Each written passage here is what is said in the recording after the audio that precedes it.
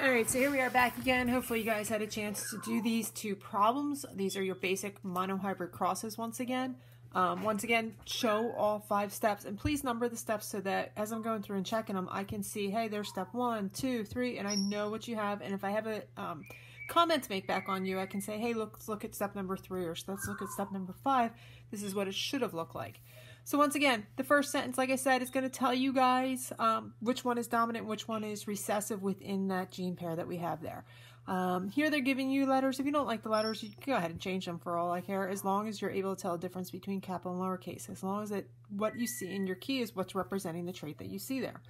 So we're saying that the gene for brown, big B, in dogs is dominant for the gene in white, little b. So I could have just left those letters out and I could have said the gene for brown in dogs is dominant over the gene for white. So step number 1, I need to do my key. So I can say that big B is going to be brown. That's my homozygous dominant. I can also say that big B, little b, my heterozygous or hybrid choice, is also going to be brown. I know that little b, my homozygous, 2 of the same recessive, because I have lowercase letters, here in this case is going to be white. That would be step number 1. Step number 2, what do my parents look like? And I usually draw 2 little lines. There's parent 1, there's parent 2, and that's usually coming from my second sentence. I like to underline things. Let me see what I'm looking at here. It's saying that I have a heterozygous brown dog. I didn't even have to throw the word brown there. I could just said heterozygous dog. I only have one choice for heterozygous. Is mated with a white dog. I don't have to tell you if she's dominant or recessive. I only have one choice for white there. So I'm crossing a heterozygous brown dog. Heterozygous, mixture of the 2. I'm crossing big B, little b with a white dog, little b, little b. You guys are going to go through, do your Punnett square. I don't care if you make it a box or a tic-tac-toe board, but what you guys are going to see is that one parent is going to go across the side. You don't have to draw arrows. I'm just kind of showing you where they're going. And one parent is going to go across the top. It does not matter who goes where. So I'm going to split that big B, little b up. Big B, little b for parent number 1. Across the top, I'm going to have little b, little b. Now we're going to go through and fill in the possible offspring. It's not saying, oh, this is exactly what this mom and dad are going to have. But if I pull the big B over, little b down, here I have little b, little b. This one drops down, this one drops over, this one drops down, this one drops over, this one drops over, and down. So these guys, once again, now are my F1s, or possible F1s. So that right there is step number 3. Step 4, I want to know my genotypic ratio. So how many of them are going to be big B, how many are going to be big B, little b, how many are little b is what I'm looking at. Big B, big B, my first choice, my homozygous dominant. I don't have any in there. There's no way they can have that particular gene combination. Big B, I have 2. Little b, I also have 2. So you should have 4 possible offspring here. And I'm looking at step number 5. Physically, what do those dogs look like? So my phenotypic ratio. They can either be brown or they can be white. Go back to your key if you need to. Well, I know big B is brown, but I don't have any of them. Big B, little b is also brown. So I've got 2 of them. And little b white, I've got 2 of them. So I have a 2-to-2 ratio. Yes, you could reduce it to 1-to-1. Am I going to take off because you don't reduce it? No. So either this way or this way is perfectly fine for me. Next problem. In humans, free earlobes is dominant to attached earlobes. Step number 1, do your key. You don't have to read any farther. Do your key first.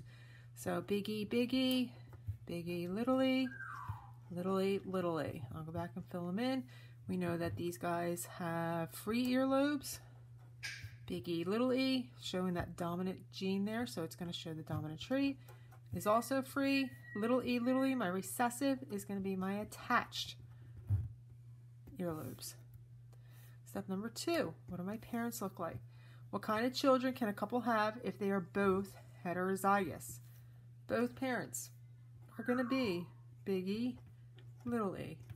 And my second parent is big E, little e. Same thing. Excuse me. Step 3. I'm going to go through. I'm going to fill in my parents. 1 across the top, 1 down the side. What I don't want you to do there is go, oh, I have a big E, little e, big E, little e. I'm going to put big E here, little e there.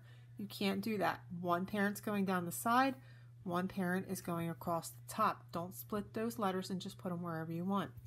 If I'm looking at the children, I have big E, big E, big E, little e, big E, little e, little e, little e. Possible F1. It's not like, oh, mom and dad, this is what they have. They're going to have exactly 4 children, and their 4 children exactly look like that. Not the case. But if we look at genotypic ratio, how many are big E, big E? How many are big E, little e? And how many are little e, little e? So in this case, I have a 1 to 2 to 1 ratio. I have 1 big E, 2 that are big E, little e, 1 that's little e, but phenotypically, when I look at them physically, if they're sitting there in front of you, what do they look like? Are they going to have free earlobes, or are they going to be attached? Well, big E is free, big E, little e is free, so I have a 3 to 1 ratio with that particular one. So I can say these two parents have a 75% chance of having children with free earlobes. They have a 25% chance of having children with attached earlobes. They might go on and have 6 kids that have attached earlobes. They have a 25% chance each time. It's not as likely, but it absolutely could happen that way. Okay, so hopefully that helps you guys out with your monohybrid crosses. To today's activity and to this video, you guys should see this particular page that is attached as well. So it's got 7 monohybrid crosses. I want you guys to complete these. Take a photo, send them in for me, please, showing all 5 steps. So it's kind of what you guys are doing today. These will be due by noon tomorrow. Okay, I'll also put on some incomplete and some codominant notes for you guys tomorrow as well. If you have any questions on any of these problems, please let me know. But when you're done, snap me a picture. You're doing them on a separate sheet. I don't need to see the problem rewritten or anything like that. Just say, hey, here's problem 1. Here's all 5 steps. Problem 2, all 5 steps. Eventually, and then take a picture, send it in to me through Google Classroom. Let me know if you have any questions. Thanks.